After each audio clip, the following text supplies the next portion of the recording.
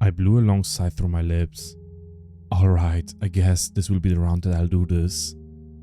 We both stared down at the checklist in my hand, the incredibly long one that I've been painstakingly checking off. Death in childhood, the item I just picked out read. She smiled gently at me. It will be tough knowing the people you're leaving behind, the loved ones who will grieve you. It's all part of the journey, and you've done similar painful lives before, so I know you can handle it. Still, if you need someone to talk to before you enter that life, well, you know how to find me. I nodded, grateful. I was reluctant to go through another life of pain, but I figured if I got the tough ones out of the way first, I'd achieve the most growth I could for my soul, and then I get to enjoy the easier ones with a wiser, more evolved self. Childhood death. That will be tough, but it will still be better than the one where I had to die as a premature baby. I suffered, sure, but the real pain was how I felt after I got out of that life, seeing the wretched agony that my parents in that life had to go through. The guilt and blame they caused on themselves. I got to choose what kind of effects my death would have on them though, and that helped. Both my parents were souls who had chosen the most painful type of life to go through in that cycle. Being a parent who would lose their child shortly after birth. I seldom got to choose the effects my death would have on the others. It was a once-in-a-lifetime kind of opportunity. After all, the universe and the network of interconnected lives are difficult things to navigate and keep in check. Only rarely did the opportunity arise for a soul to get to choose how they would want to live their lives to have impacted others. Even then, that choice was limited by many factors. I chose to let my parents in that life grow closer in support of each other and to shower more love, experience more gratitude when they had their next child. The upcoming life I would soon have, well, hopefully I would get to make many beautiful memories with my parents-to-be, that even after my passing they could hang on to and rely on those memories to comfort them through the dark nights. Perhaps the one after the next, I choose to have a good life. Just one of those easier life options. Stagger out the tragic ones. Perhaps I've been too adamant on completing the bad ones first. I could feel my soul getting a little heavier, while having grown immensely stronger from the past lives. The life after this one, I choose the life where I get to live an average, simple life with a partner I love, and together we would get to grow old together. I wondered what that would be like. It would probably feel like a bliss after these terrible lives I've lived. I wondered if I'd be able to bring myself to get back to living out the painful lives I yet to go through after a good life lived. What if I got addicted to the ease and happiness and lived out all the good lives thereafter, leaving only the terrible ones for the rest of the lives I had to live? No, that would be bad. Yet there was a real possibility. I knew of souls who had put off all the tough lives for the end stage, and they were suffering through them, with only the knowledge that it would all come to an end one day to comfort them. I'd find something else for the next life. Something not so beautiful that would get me hooked on the good lives. Something halfway decent. Like maybe a good life until I get into a freak accident that ends my life without pain, somewhere in my 30s. There were several variations of such lives as options. I'd do that as a break. I leave the beautiful, wondrous lives for the very end of my journey. Having indicated my decision for the next life, that was the one where I would die in childhood, I left the choice station and went to check out whoever else happened to be in the waiting world at this time. My most recent parents from this past life were still in the living world, and I'd probably only get to meet them a few lives later when our deaths in whatever lives we were living would coincide. I wondered if we could arrange to be in each other's lives again one day, sometime in the past or the future of the life that I just lived. If we could choose fates that could be intertwined, choose the same time era and jump on in. I would ask them if I ever saw them in a waiting world, but then again, I wasn't as bonded to them as I had been to others in my past lives. After all, while we had a short beautiful period where we were family, I didn't have any solid memories of them at all. I wondered about Yua. We had met in one of our past lives set in a later timeline. We were in an adjustment center together, both the victims and products of faulty genetic modification processes. We were the rare defects, as some people rather unkindly called us, among a whole host of other whispered insults. Mutants, deformed, freaks of non-nature. We were in a time where genetic modification was a common practice, with parents choosing to modify their kids to maximize their potential.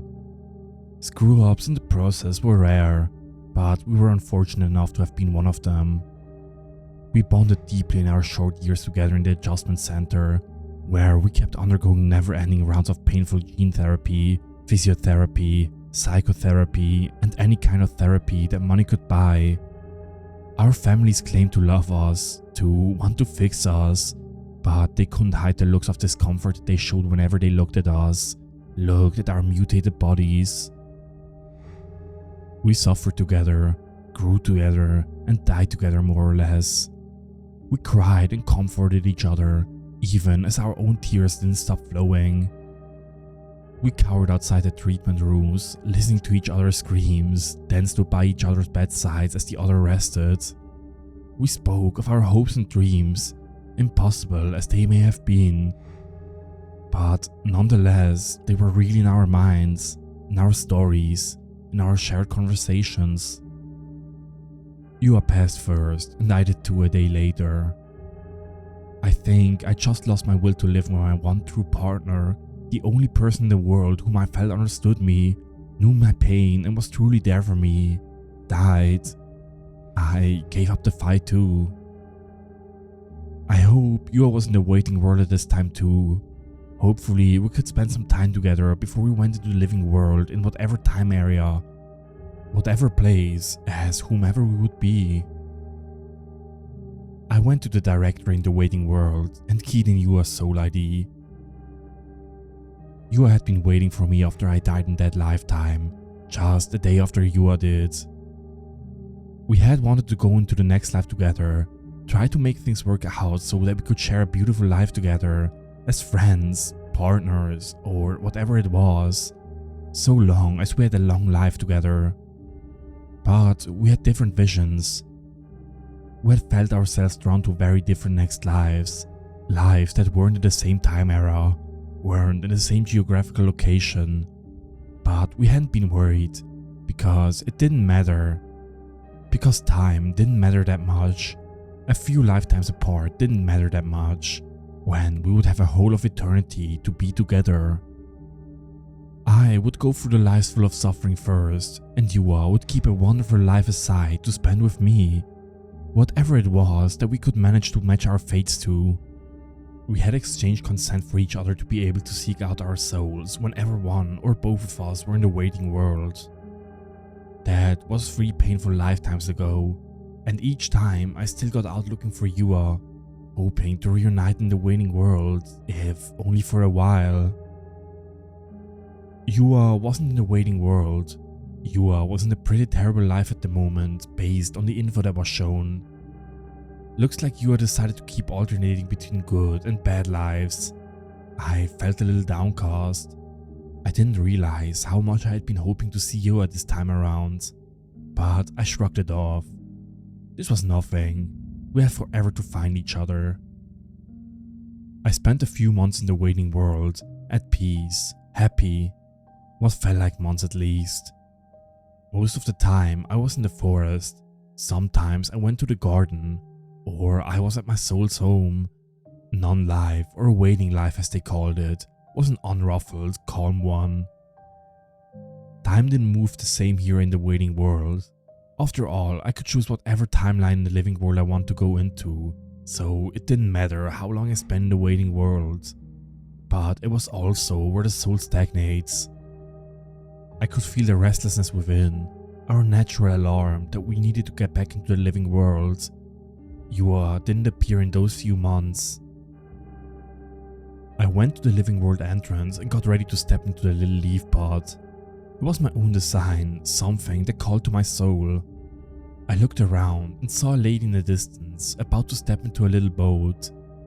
We exchanged quiet smiles and went into our respectful life crafts. The leaf curled itself around my body, snuggling me softly. As it began to flow forward, I felt my consciousness fade away. A short life lay ahead. While I fulfilled my purpose there, hopefully there would be a space for love and joy. When I next returned to the waiting world, there were tears in my eyes. I felt the usual jarring sensation as my memories of my eternal soul returned, and that awful sense of loss as I realized that the life that had been so real to me was over. The sinking realization that what had mattered so much to me was just one in so many lifetimes I had to go through. My parents, the two beautiful human beings who were my everything, they were just one of many sets of parents I had to live through. I wouldn't see them again for a long time, and would likely never see them again as they were in their lifetimes. Not unless the life I chose in the future overlapped with their current lifetime in some way, in their timeline. I wondered what that would be like. I wondered if I would know myself as I was in that lifetime, if there would be a flicker of recognition. I wondered how often the lives that we chose to live through another were intertwined in some way with one another. "June, are you okay?" The frantic pounding on the door and the note of hysteria in my husband's voice startled me back to the hotel room toilet. "June? June? Wait, I'm June. This is... Where was I? I had taken shrooms, psilocybin. Yes, that was the name for it. I am June, right? Wait, who was my husband? Am I my husband? Am I him? A stitch of reality made its way into my brain. I took 3 grams of shrooms. Yes, I was out of it. It was some super potent strain of mushrooms, that must have been it. Or 3 grams shouldn't have hit me that hard. Me? Who am I? June? Yes, I'm June, and the one out there is my husband.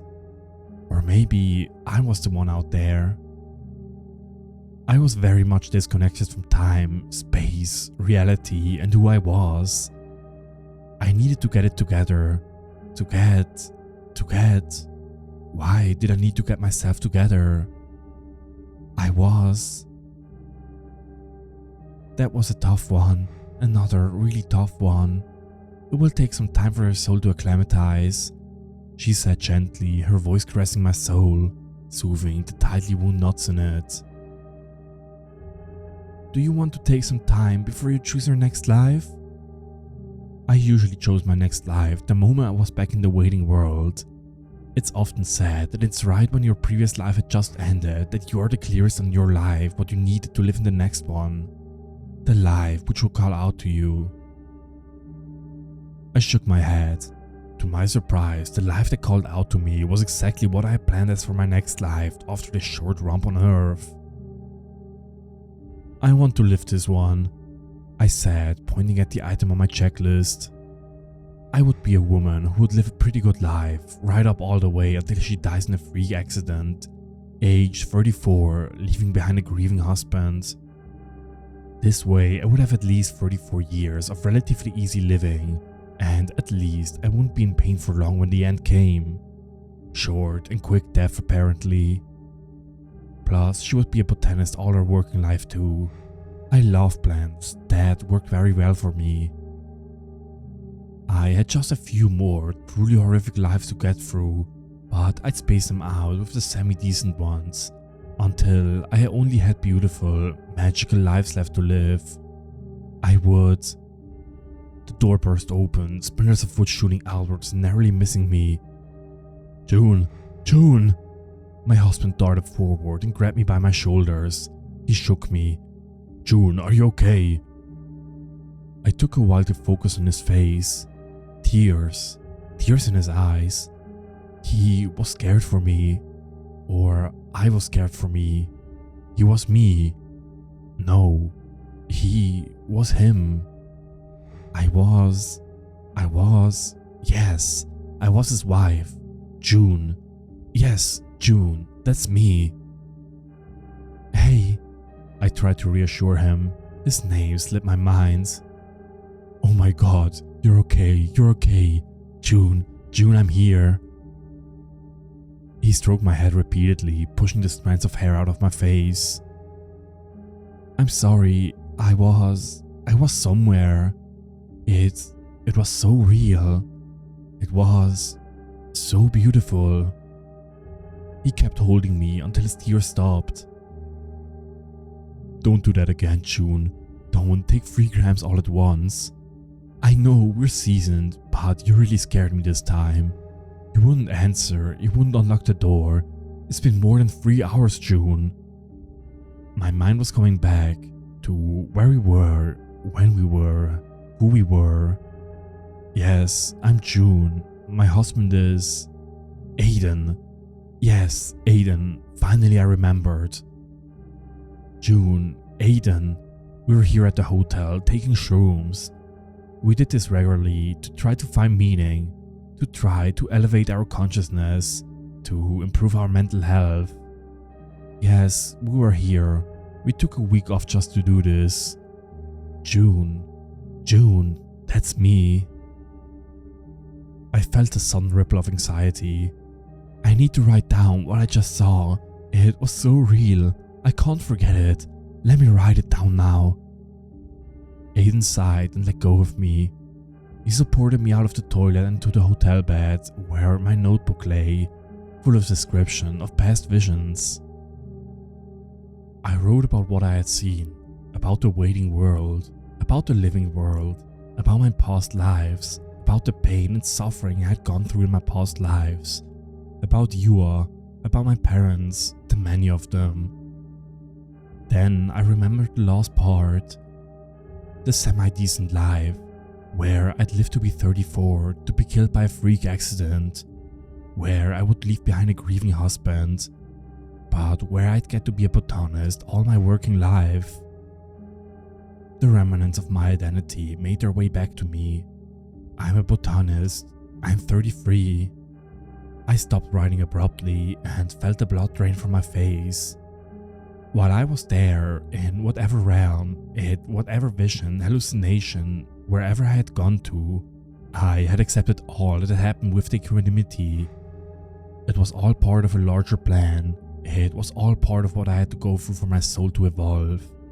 Each life was just a speck in the grand scheme of lifetimes. But now, with my mind returning once more to its reality, the fear struck in huge waves. Was this the lifetime I saw? The one I had just decided to enter when Aiden shocked me back to reality? I couldn't connect to the sense of purpose and meaning that I had attributed to each life and death while in the waiting world. The stoicism I had there was gone. No, I couldn't be at peace. All I could feel was fear. I'm June. I'm a botanist, and I may just be destined to die by a freak accident in a year. No, less than a year from now. No, this cannot be. I was hallucinating. It all didn't mean anything. Just the shrooms talking. Wait, I could figure it out. I could look up those past lives, see if they existed.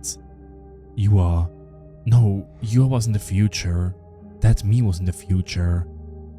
Yes, the short life. That one was in the 1970s.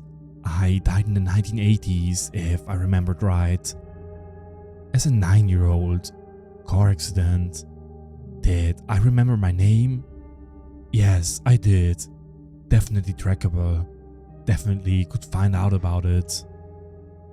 It took a lot of digging through old archives, but I finally found it.